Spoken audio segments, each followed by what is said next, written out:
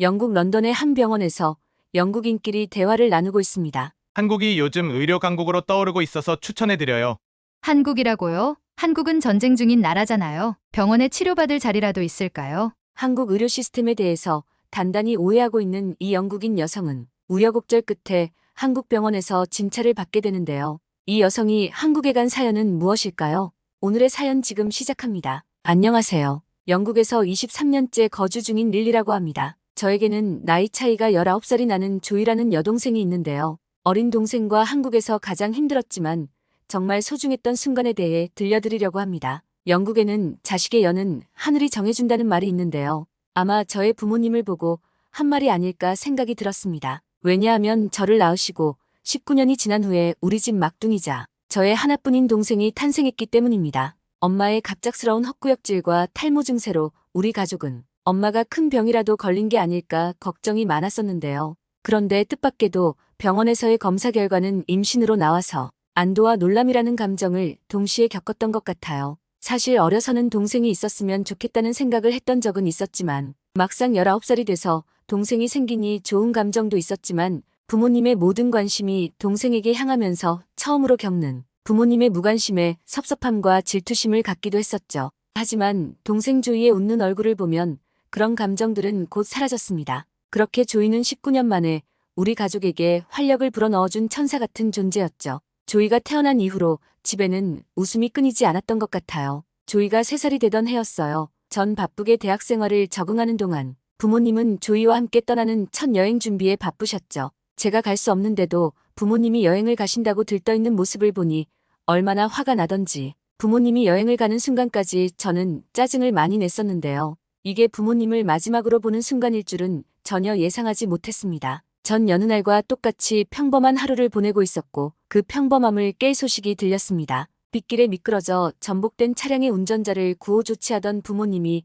졸음운전을 하던 트럭 운전자가 들이받아 그만 그 자리에서 숨을 거두셨다는 청천벽력과도 같은 소식이었어요. 그날 아침만 해도 저만 두고 여행을 가서 미안하다며 잘 지내고 있으라면서 손 흔들고 웃어주셨던 부모님이 교통사고로 돌아가셨다는 소식은 이제 막 20살이 된 저에게는 너무 큰 충격이자 상처로 다가왔습니다. 이렇게 예고 없이 찾아온 교통사고로 넷이었던 우리 가족이 동생과 저 이렇게 단둘이 되었죠. 부모님의 빈자리로 가정 형편은 어려워졌고 전 동생을 돌보기 위해 학교를 다니는 것도 포기해야 했습니다. 부모님을 제외하고는 저를 도와줄 어른은 아무도 없었기 때문인데요. 하지만 문제는 항상 몰려다니는 건지 부모님의 장례식이 끝난 며칠 후부터 동생 조이가 당최 뭘 먹지를 않아서 걱정된 전 병원을 찾아갔습니다. 다행히도 영국은 전국민 무료 의료제도를 실행하고 있어서 병원비 걱정은 하지 않고 진찰받을 수 있었어요. 흔히 영국의 의료 시스템을 의료계의 유토피아라고 봐도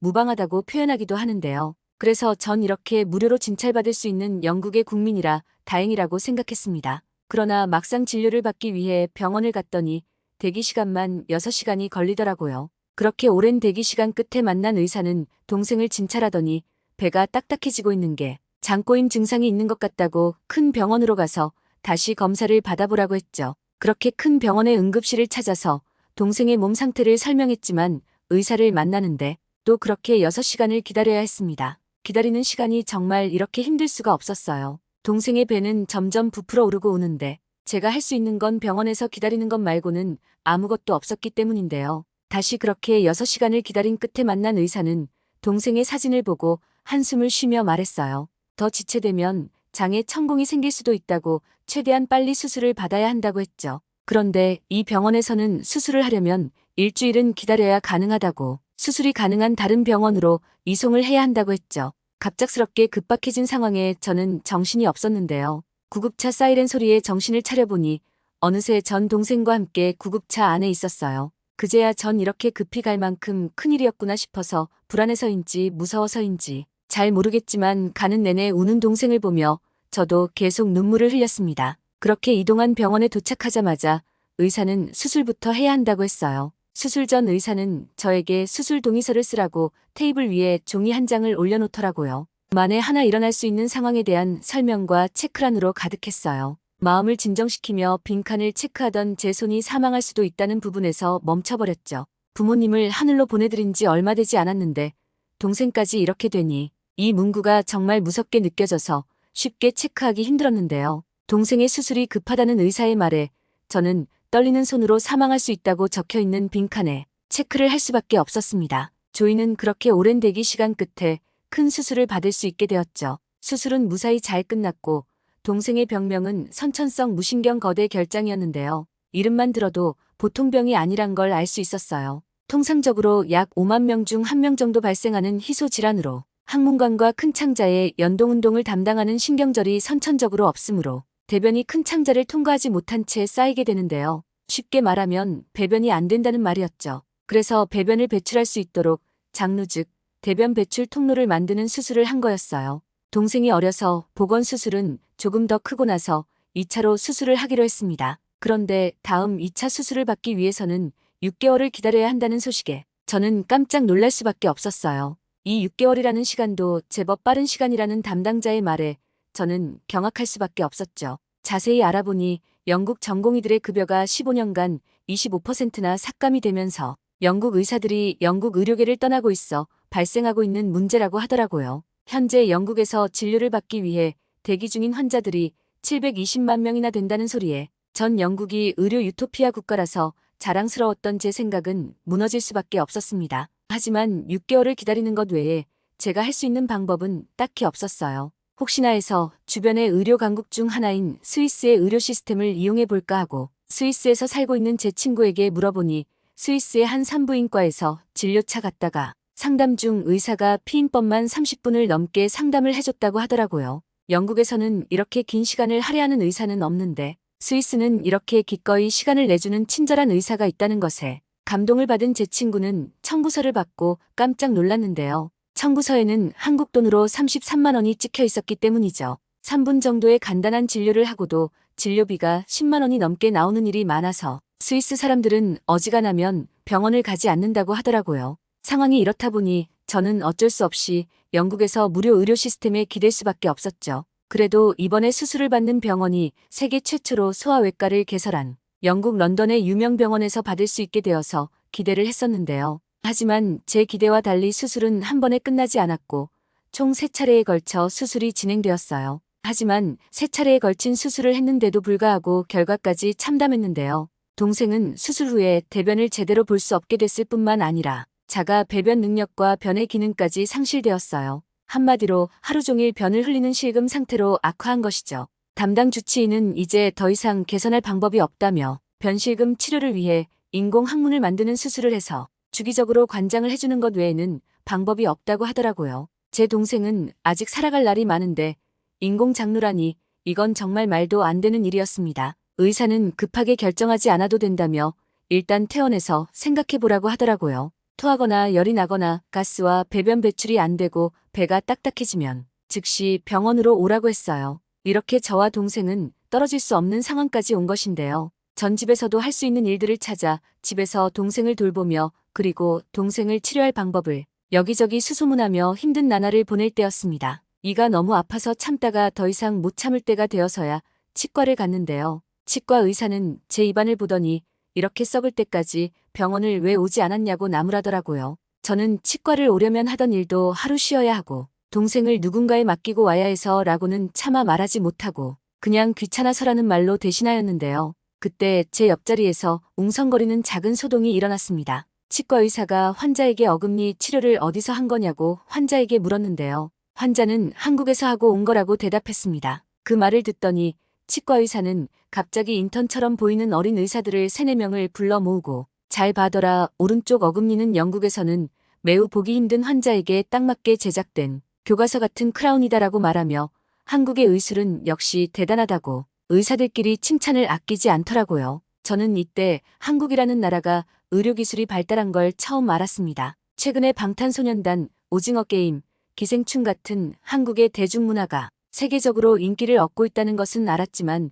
의료기술까지 발달해 있다니 놀라웠는데요. 저는 한국에서 치과 치료를 받고 왔다는 환자에게 질문을 했습니다. 치과 치료 외에 혹시 한국의 의술은 어땠는지 물어봤는데요. 돌아온 대답을 듣고는 깜짝 놀랄 수밖에 없었습니다. 그는 한국의 의료시설은 최첨단이며 본인이 가본 나라 중 가장 최고라고 말했는데요. 그러면서 한국은 수준 높은 기술 대비 저렴한 의료비와 대기 시간이 없는 진료 시스템을 갖고 있었기에 정말 부러웠다고 시간만 있다면 한국에 가서 치료받는 걸 추천하더라고요. 저에게 필요한 의료 시스템을 다 갖춘 나라가 있었다니 저는 집으로 돌아가자마자 한국에 대해서 좀 더 자세하게 알아보기 시작했습니다. 그런데 한국에 대해 알아보니 한국은 지금 휴전 국가였더라고요. 휴전이라는 말은 언제 다시 전쟁이 시작될 수 있다는 말과 다름이 없잖아요. 전쟁 중인 나라라 의료 산업이 발달한 것이 아닌가 하는 생각까지 들더라고요. 하지만 반대로 치안이 좋다는 말도 많아서 저는 너무 혼란스러웠어요. 결국 제가 찾아야 할 것은 제 동생을 치료할 수 있는 대안이 있을까, 없을까에 초점을 두었습니다. 그리고 한국이 영국보다 영아 사망률, 총 병원 병상수, 환자 1인당 병원, 평균 재원 일수 등 모든 지표에 있어서 앞서 있었죠. 뿐만 아니라 제 동생과 비슷한 사례의 아동 수술을 성공적으로 마친 외과팀이 있다는 기사를 보고 전 마지막 희망을 걸고 한국으로 향했습니다. 그렇게 한국의 인천공항에 도착을 하자마자 저는 놀랄 수밖에 없었어요. 솔직히 휴전국이라 공항도 정돈이 안 되어 있을 뿐 아니라 아수라판일 거라고 생각했었는데요. 아니 이게 무슨 일이죠? 한국의 공항은 영국 런던의 히스로 공항만큼 메이저 공항이었어요. 규모뿐만 아니라 설비와 위생까지 정말 깔끔한 게 휴전국이라는 이미지는 찾아보려고 해도 없을 만큼 현장에서는 안전함만 느낄 수 있었습니다. 그리고 숙소까지 이동은 동생 때문에 안전하고 편리한 택시를 이용했는데요. 택시를 타고 예정된 숙소로 이동하면서 본 서울의 모습은 현대적이며 전형적인 선진국들의 대도시의 모습을 가지고 있었어요. 다만 도시여서 그런지 교통체증은 런던만큼 심하더라고요. 그렇게 도착한 숙소 또한 아늑하고 깔끔했습니다. 주인 아주머니가 직접 운영하시는 숙소이신지 저와 동생을 보시고는 반갑게 맞이해주시고 한국의 간식이라는 약과랑 식혜도 내어주셨어요. 비록 동생은 정해진 식사를 해야 했지만 낯선 한국에 도착하자마자 별거 아닐 수 있지만 간식을 베풀어 주시는 마음 씀씀이에 살며시 긴장을 내려놓을 수 있었는데요. 저도 모르게 울음이 터져버렸습니다. 간식을 준 것뿐인데 제가 울자 주인 아주머니께서는 굉장히 당황하셨는데요. 아주머니는 아무것도 묻지 않고 조용히 저를 안아주셨습니다. 저는 갑자기 돌아가신 어머니가 생각이나 더 북받쳐 울음이 터졌는데요. 오랜만에 참았던 울음을 터뜨리고 나니 후련함과 한편으로 처음 본 아주머니 앞에서 울었다는 사실에 민망함이 몰려왔습니다. 제가 울음이 끊길 때쯤 아주머니는 저에게 힘든 사연이 있는 것 같은데 한국에 있는 동안 엄마라고 생각하고 부탁할 거 있으면 언제든 부탁하라고 말해주셨어요. 빈말일지라도 저에게는 정말 힘이 되는 말이었습니다. 부모님이 돌아가신 후 동생을 돌보며 하루하루가 정말 견디기 어려울 만큼 힘들었는데요. 이렇게 잠시라도 기댈 수 있는 존재가 있다는 것이 얼마나 소중했던 건지 새삼 깨닫게 되었습니다. 그리고 동생에게도 조금이라도 제가 그런 존재였으면 하고 바랬어요. 그리고 어찌나 방이 따뜻한지 저와 동생은 씻지도 못한 채 잠이 들고 말았는데요. 오랜만에 아무런 걱정 없이 잠이 든 하룻밤이었습니다. 그렇게 다음날 인터넷 기사와 의학 잡지에서 봤던 한국의 병원으로 향했습니다. 고맙게도 주인 아주머니께서 병원까지 데려다 주셔서 헤매지 않고 올 수 있었는데요. 한국의 병원을 처음 마주한 전 경악을 금치 못했습니다. 한국의 병원은 공항의 대기실과 비교해도 전혀 손색 없을 정도로 깔끔하고 질서정연하게 운영되고 있었는데요. 확실히 영국의 병원들은 나라의 세금으로만 운영되기에 시설이 대부분 오래되었을 뿐 아니라 환자는 많고 대기 공간은 좁아 편하게 대기한다는 건 일찌감치 포기해야 합니다. 하지만 한국의 병원은 모든 환자가 의자에 앉아서 기다릴 수 있게 공간이 충분할 뿐 아니라 병원 여기저기 설치된 커다란 화면에 본인이 몇 번째 순서이고 대충 얼마나 걸리는 것까지 상세하게 알 수 있게 되어 있었어요. 이런 사소한 것에도 환자들을 위해 배려된 모습을 보고 저는 조금씩 한국 병원에 대한 신뢰감이 생기기 시작했습니다. 그렇게 접수를 하고 30분을 기다려 한국의 소아과 의사를 만났어요. 이분은 선천성 거대 결장증 환자들을 대상으로 10여 차례가 넘는 수술 성공 사례를 가지고 계신 분이었는데요. 장 재활 수술에 풍부한 경험이 있다는 얘기도 전해 들은 터라 많은 기대를 하고 있었습니다. 하지만 동생 조이를 본 의사는 이렇게 말했어요. 영국에서 여러 차례 수술을 받았던 터라 항문관이 거의 망가져 있어서 내시경조차 깊숙이 들어가지 못할 정도로 협착이 심한 상태라고 말이죠. 그래서 수술을 시작해봐야 희망이 있을지 없을지 알 것 같다고. 지금으로서는 희망적이다 또는 절망적이다 같은 말을 해줄 수 있는 게 없다고 말하더라고요. 저는 부푼 기대를 안고 왔지만 절망적일 수 있다는 말에 다시 가슴이 철렁 가라앉았어요. 하지만 제가 할 수 있는 건 작은 희망에 기대를 걸 수밖에 없었죠. 그렇게 한국의 병원 생활은 시작되었습니다. 병원 생활이 시작되면서 가장 놀라웠던 것 중 하나는 환자식이었어요. 매일 똑같은 것만 먹던 동생에게 한국에서는 다양하게 맛있는 음식들이 제공되었는데요. 평소에는 한 끼 먹는 것도 힘들어하던 동생도 맛이 있었는지 매 끼니를 기다리더라고요. 잘 먹고 잘 치료를 받다 보니 하루가 다르게 말라갔던 동생이 조금씩 살이 붙어가는 게 보였어요. 그리고 동생의 몸 상태가 수술받을 만큼 건강해졌다는 소식과 함께 수술 날짜가 잡혔습니다.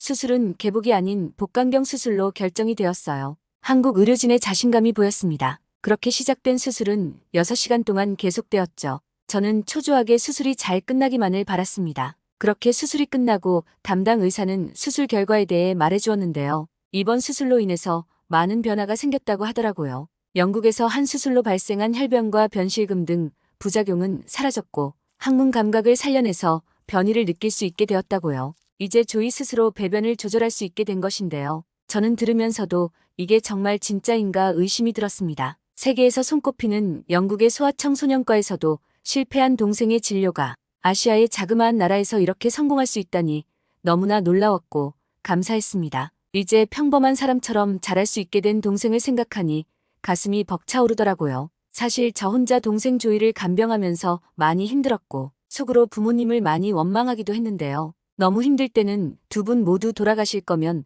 동생도 데려가지 왜 동생만 남기고 가서 나를 이렇게 힘들게 하냐고 나쁜 마음을 품었던 적도 있었어요. 그만큼 동생이 좋아질 거라는 희망보다는 현실을 감당하기가 너무 힘들었기 때문인데요. 그럴 때마다 아프지만 항상 나를 보면 웃어주는 동생을 바라보며 나쁜 생각을 한 저 자신을 탓하며 잠든 수많은 시간이 떠올랐어요. 그리고 다시 현실로 돌아올 시간이었는데요.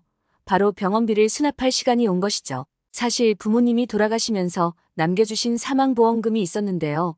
그동안 쓰지 않고 있었던 건 동생의 치료비에 얼마나 들어갈지 가늠조차 할 수 없었기 때문입니다. 필요할 때 돈이 없어서 동생을 치료하지 못하는 일이 생길까봐 한 푼도 건드리지 않고 오늘을 위해 가지고 있었는데요. 떨리는 마음으로 수납 창구로 가서 병원비 청구서를 받아들었습니다. 마음을 비우고 보았는데요. 뭔가 잘못된 것 같았습니다. 저는 치료비가 제대로 청구가 된 건지 다시 한번 확인 요청을 하였는데요. 담당 직원은 재차 확인하더니 결과는 같다고 담담하게 말하더라고요. 저는 다시 한번 확인하고 달러로도 환산해 보았지만 믿기지 않는 액수가 나왔습니다. 사실 한국의 의료 시스템의 서비스와 질을 생각했을 때 비슷한 수준의 스위스와 큰 차이가 나지 않을 것으로 예상했었는데요. 결과는 스위스의 절반도 채 되지 않았습니다. 이 정도의 의료 수준을 갖고 있는데 이 정도의 의료비가 나온다니 한국이 왜 촉망받는 의료 관광대국으로 주목받는지 알 것 같았습니다. 한국에 오기 전에는 단순히 대중문화는 발달했지만 전쟁 중이라 위험한 나라라고 생각했는데요. 제가 겪은 한국은 시스템적으로 국민들을 위해 잘 설계되어 있다는 사실을 알게 되었습니다. 제 두 눈으로 본 한국의 치안은 밤에도 아이들이 혼자 다녀도 큰 문제가 일어나지 않는 나라였기 때문에 동생을 키우는 데 있어서 안전할 것 같다는 생각과 또 언제 아플지 모르는 동생이 훌륭한 의료 시스템을 갖춘 한국에 있다면 더 안심하고 동생 조이를 케어할 수 있을 것 같았습니다. 동생이 완전하게 완치될 때까지 한국에 거주하면서 제 꿈도 포기하지 않고 도전하기로 마음도 먹었죠. 실제로 동생 조이는 한국에서 3개월 정도 통원 치료를 받으면서 정말 많이 좋아졌는데요. 항상 힘없이 누워만 있었는데 이제는 혼자 서서 걷기도 하는 모습이 얼마나 사랑스러운지 모릅니다. 어떤 날은 갑자기 저에게 엄마라고 말하며 저를 안아주더라고요. 처음에는 잘못 들었다고 생각하고 그냥 지나갔는데요. 조이는 확인이라도 시켜준다는 듯 다시 저에게 엄마라고 하면서 방긋 웃어주었어요. 3살이라는 조금은 늦은 나이에 말한 첫 한마디여서 저에게는 더욱 특별했는데요. 저는 비록 조이의 엄마가 아니지만 엄마가 옆에 있었다면 정말 좋아하셨을 것 같아서 저는 무사하게 자라준 조이를 안으며 고맙다고 몇 번이나 말했는지 몰라요. 사실 조이가 처음 할 수 있는 말이 엄마 아빠였으면 해서 일부러 엄마 아빠를 계속 알려주었는데요. 부모님이 없어도 조이가 할 수 있는 첫 말은 다른 아이들처럼 평범하게 말했으면 했기 때문입니다. 엄마라는 말을 듣고 나니 이제 다음은 언니를 말해줬으면 하는 마음이 있습니다. 사실 지금 조이를 가장 사랑하는 사람은 저니까요. 부모님이 섭섭해하시더라도 어쩔 수 없습니다. 이제는 조이와 저는 서로 없으면 안 되는 사이가 됐으니까요. 아마 이 순간이 조이를 키우면서 가장 기뻤던 순간이지 않을까 생각합니다. 그리고 이렇게 조금씩 좋아지는 조이를 보며 정말 다시 한번 한국에 오기를 잘했다고 생각했습니다. 저는 그저 조이가 한국에서 무럭무럭 더 아프지 않고 잘 커주기를 바랄 뿐입니다. 그리고 마지막으로 조이에게 한마디를 하고 저의 이야기를 마칩니다. 조이야, 우리 가족의 얘기로 태어나줘서 정말 고마워. 아프고 힘들었을 텐데 잘 버텨주고 잘 자라주어서 정말 고맙고 대견한 것 같아. 앞으로 자라면서 항상 건강하기를 바라고 널 고쳐준 한국의 의사 선생님을 꼭 기억해줘. 마지막으로 엄마 아빠는 돌아가시기 전까지 너를 가장 사랑했다는 거 잊지 않았으면 좋겠어. 그리고 나도 항상 우리 조이를 사랑할게. 오늘의 사연 어떠셨나요? 조이가 한국에서 건강을 되찾을 수 있어서 다행이네요. 조이가 아프지 않고 잘 자라기를 응원할게요. 여러분도 댓글로 응원해주시면 많은 힘이 될 것 같습니다. 그럼 오늘도 시청해주셔서 감사합니다. 지금까지 감동 카페의 주인장 소연아였습니다. 시청자님의 구독과 좋아요는 영상 제작에 아주 큰 힘이 됩니다.